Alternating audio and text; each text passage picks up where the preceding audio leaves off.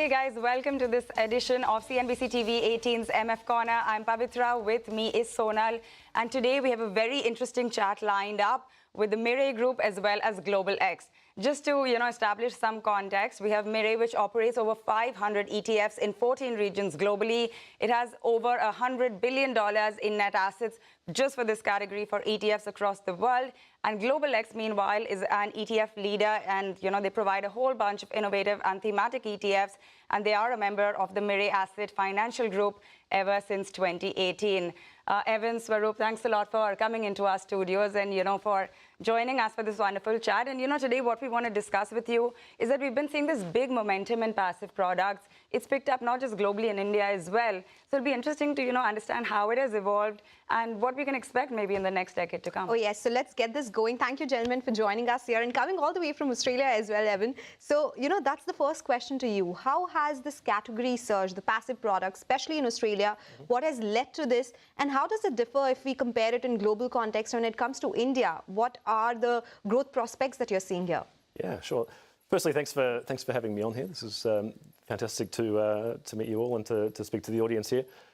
So coming from the Australian perspective, so passive has really taken off probably over the last decade, more so than any other category. So if you look at the overall landscape of the Australian market, you've got a couple of key segments. By far and away, the biggest is the pension fund segment, essentially. So we have a compulsory superannuation scheme where every employer is putting away 11% of every employee's salary on an annual basis. So that's guaranteed growth. That's about a $4 trillion industry. So there's a massive pot of money on the superannuation side. And within that segment, there's been a few things that have been happening there. So a lot of that money is controlled by several big super funds. And over time, they've been evolving the way that they invest their money. So that traditionally, they've had a lot of, relationships with active fund managers and used active funds for portfolio construction.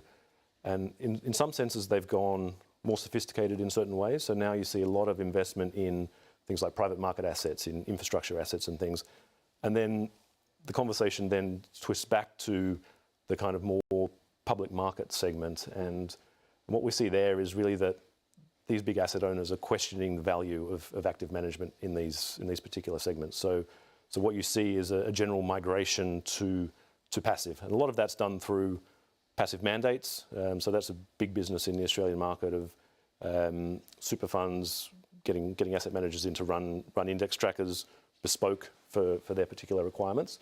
So there's a lot of assets in that. And then coming, outside of the pension funds, the other big segment of the market, and where I'm more involved on the ETF side, is really selling product through distributors to end investors. So effectively advised investment. And what's happened there, if you look at the way the market's evolved, probably over the last 10 years, there's been a real shift in regulations and a shift in incentives away from passive to some extent away from active towards towards passive management. So we've seen things like changes in the ability of active managers to pay commissions to advisors. That was removed about 10 years ago. So now there's an equal footing between active and passive.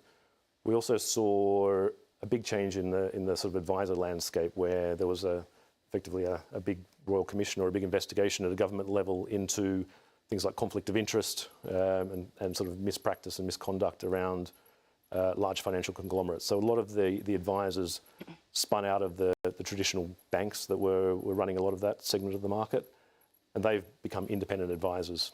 Okay. And a lot of those advisors now, in some way, because they're independent, they have kind of less resources to an extent, and so they've actually outsourced a lot of things, including investment selection and asset allocation. So really, in a way, a lot of the conversation has moved away from individual asset selection to much more of an asset allocation conversation.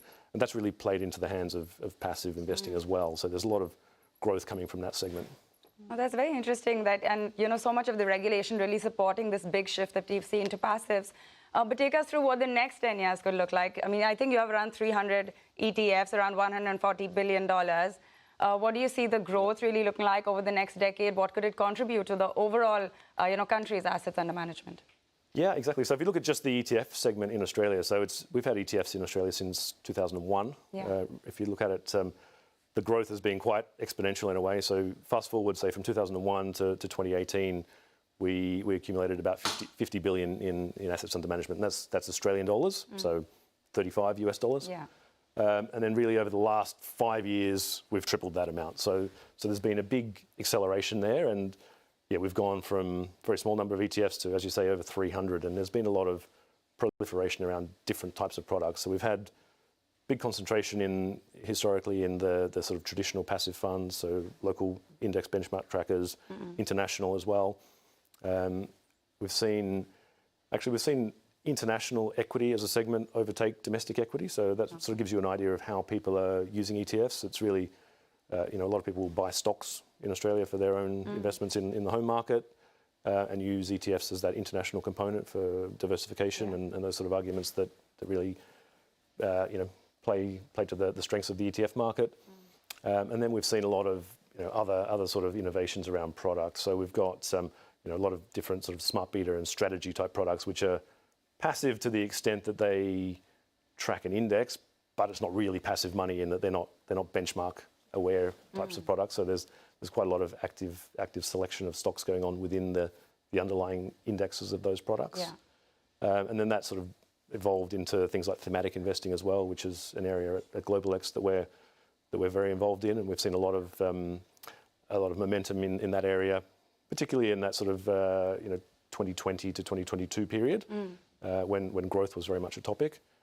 And more recently, it's very much been around fixed income. And so we've seen a lot of money into domestic fixed income. We've seen a lot of money into international fixed income, US fixed income in particular. Yeah. At Global X, we brought a product to market focusing just on US Treasuries just over about a year and a half ago.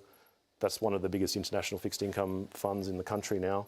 We've actually already seen, I think, 5 other new funds attacking that segment, and so it's getting quite a competitive market in some ways.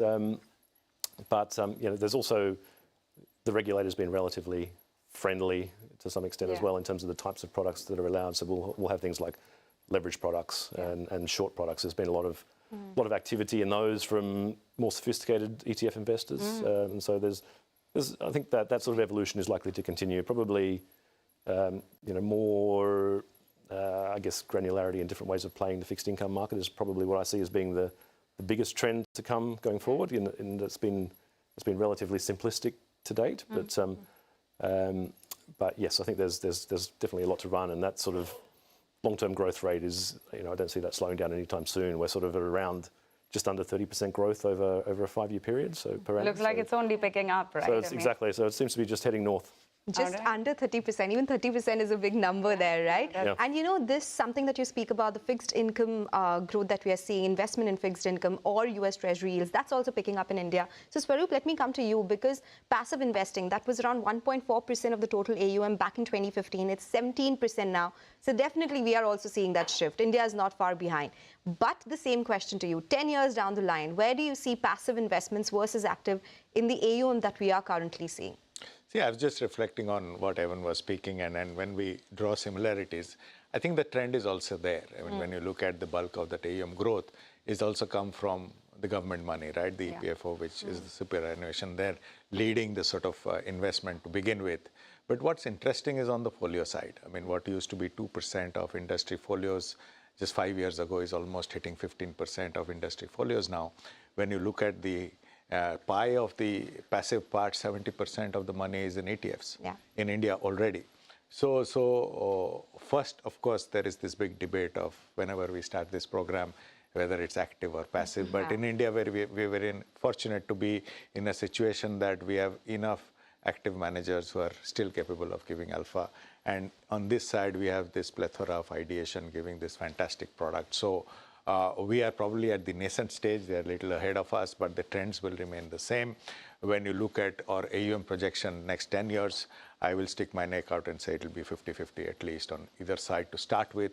I won't be surprised if this would go ahead, because the reach and the easiness of getting this product across, and then parallel to the beginning of the demat boom, which we've seen over the last 3-4 years, you sort of add that to the demographic change of the country and everything now converging on the phone, we will see more, what can you say, convergence on this side of the business than the other side. That will grow, but this will grow, and we're already seeing the trends of this growing faster. And I see similar trends unfolding in India. The next 5-10 years will probably cement this position and be ready to form a platform to take it to across the country, because the digitization is real. Our ability to reach the end of the country is just a matter of seconds. And the ability to now talk or communicate with anybody in India is already there, which was not there, say, 10 years ago. So the stage is kind of set, and I see both sides growing, but I will stick my neck out and saying this side could grow a little faster. All right, you said 50-50, so it'll be interesting to see the industry get to that. There's a whole new... So 2024, 2034, yeah? Yeah, Okay. 2034, in 10 years' time. I get that completely. Evan, what is the kind of growth potential that you see for passives in India? I mean, you've been meeting with the India team. You've been in India for a bit. Do you have any thoughts on how this market could shape up? Yeah, I think similarly.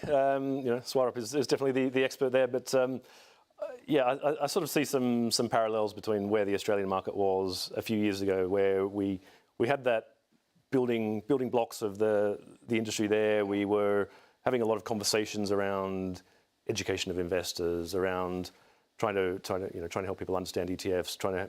I guess once you get past the initial understanding what an ETF is, then it's okay, how do you use an ETF, and then you sort of move that conversation onto portfolio construction and those sort of things. So I think there's definitely a ramp up in the traction that you're going to get throughout various types of investors over time, and that can only accelerate in a market like India, with such a amazingly favourable demographics and obviously a massive market. So I think there's a lot of potential there, and I'm sure the potential is in some ways much greater than the potential for growth in Australia. Okay, so as Swarup was saying, the stage is set. We just have to go and perform and see that growth converts into the Indian markets as well. We'll continue this chat, but we have to get into a quick commercial break. When we come back, we'll continue this interesting chat on passive investments, ETFs, globally in Australia and in India as well with our guests. Stay tuned for that.